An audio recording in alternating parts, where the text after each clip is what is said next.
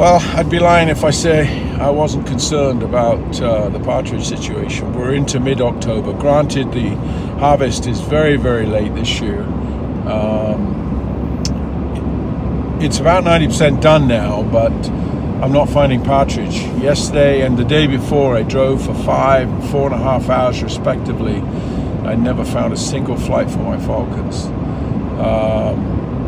So that's a telling tale right there. I've gone to some of my prime areas and I have really good areas. In fact, I'm expanding on the permissions I already have. I have about 60,000 acres or so of hawking permission. And some of them I haven't even fully explored, and I've started doing that now. And we're talking natural prairie, grasslands adjacent to crop fields.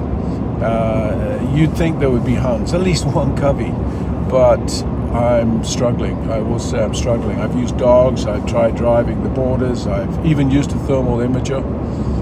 I'm not finding huns, so all I can do is keep trying. Obviously the snows will be telling, and they're not too far away. It was -3 this morning, it's +1 right now. The sun rose about 30 minutes or so ago, and now I'm just going to keep going and see if I can find some. I'm going to try a new part of my permissions that I haven't covered so far this season, and we'll see what comes up. This is how desperate am I. About 300 yards or so away, just in front of that combine, probably about 80 yards in front of it, but just off the road in the field, there's a covey of huns feeding. Now, of course, there's a power line, a telephone line, which of course is a big hazard and something I try to avoid at all costs. And then, of course, we have a barbed wire fence on this side of the road. Of course, the huns are going to head probably to that bush being the closest, or these trees. So I've got to coincide or time the stoop so that it doesn't go through the wires, and hopefully he catches them either as they sort of turn out in the field or come down the road. And I'm thinking they're going to go out in the field and swing in. Anyway, this is a very risky flight in my books, but I haven't flown them in days. 2 days now I've been driving and haven't found a flight for either falcon. So I'm gonna risk it for a biscuit. Oh, this was a risky flight, not because of the fence, it was because of the telephone wire over there. The huns were underneath the wire, so I didn't worry so much, but I knew they would fly down the road and of course along the fence, because this is where cover is. But it was a calculated flight, and I think everything went right. I can't find my falcon yet. You'd be up in the air if he hadn't caught. Stands to reason he'd be in the hedge, not here. GPS is telling me here. But I'm more inclined to think he or the hun would both be in the side here. I don't like flights like this, I really don't. I know some people fly them all the time. It's probably all they have or what they're used to, but when this wire is concerned, it's trouble. I think I'm going to switch back to GPS. It's interesting. It's not the first time this season my phone GPS has been completely screwed up. It's sending me in the entirely opposite direction of where the falcon is. Oh, there he is.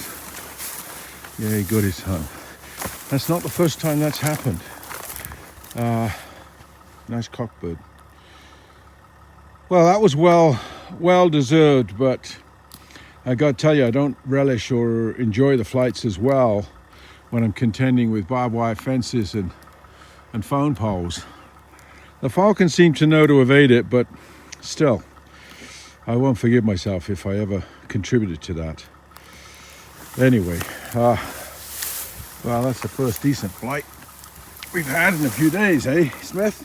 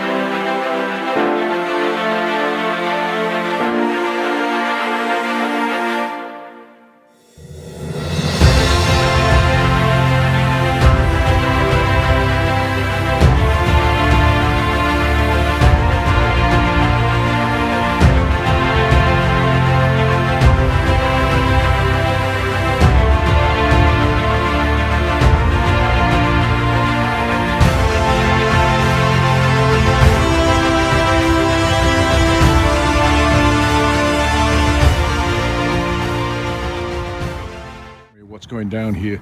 Just on the corner of that bush over there, I bumped a covey of huns. Not a big covey, 4 or 5 birds, maybe 6 at the most.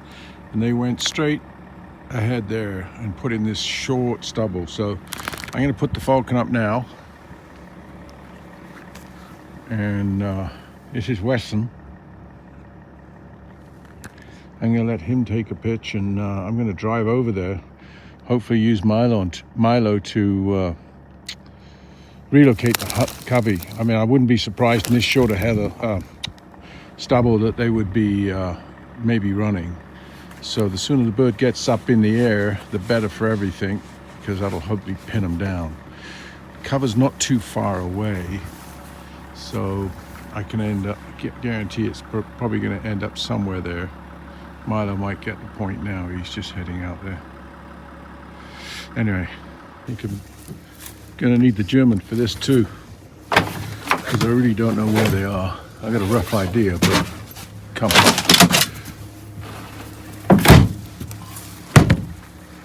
My guess is they're anywhere 60, 70 yards ahead of me.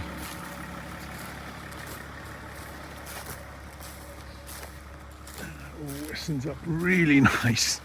Come. Milo, come. Come. Milo, come. I need the dogs out here, because the falcon's got to follow the dogs. I reckon they're somewhere here. Find the birds. Come on. Find them. Find them. They might be in this taller stuff just here. That is lying on something. There they go. There they go. Okay, I'm just going to zoom in on the huns, because I have no idea where Wesson is, but he's coming down. There he goes. Whew. What the hell? Oh shit, I wasn't pointing the camera at him. Well, I'm not even sure what's going on there. That was just weird. He came through. Oh, he looks like he's got it. He came through and he struck one hun down and did a really sharp turn and went after the other one, which he looks like he might have got. Griff's with him, but beautiful setup. They didn't go to cover like I thought they would. They went straight over there to the distant cover, which is like 400 or 500 yards away. So, yeah, I think Griff's with him.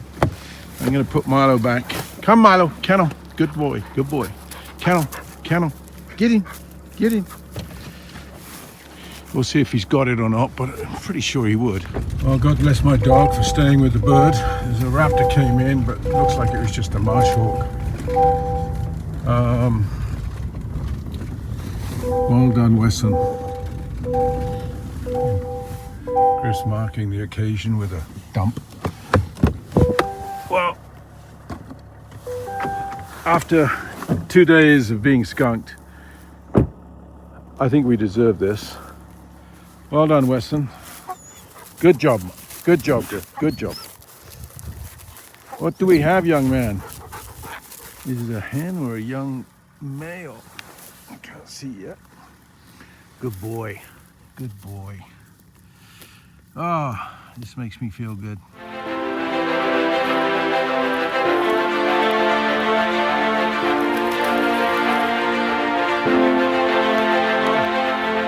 This is a welcome change from the last few days.